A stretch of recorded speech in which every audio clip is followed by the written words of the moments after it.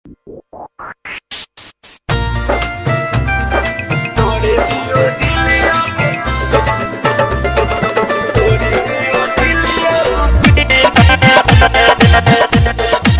सुन रहे हैं जीके म्यूजिक एंटरटेनमेंट की धमाकेदार music by Ambe recording studio Delhi.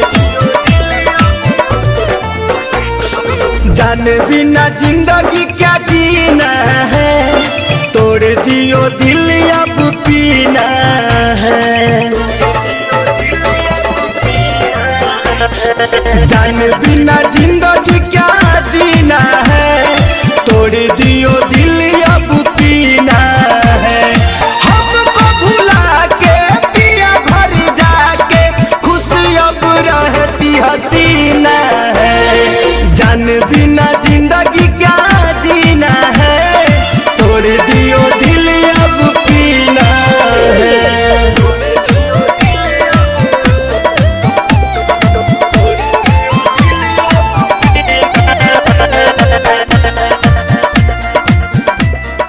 आप सुन रहे हैं जीके म्यूजिक एंटरटेनमेंट की धमाकेदार प्रस्तुति।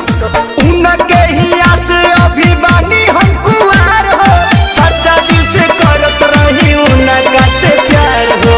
उनके ही आस अभी बानी हम कुआर हो, सच्चा दिल से करत रही उनका से प्यार हो। मेरे लिए कहीं से सही ना है, तोड़ दियो दिल अब पीना है। हमको भुला के पिया घर जाके खुशी अब रहती हसीना है। जान बिना जिंदगी क्या जीना है, तोड़ दियो दिल अब पीना है।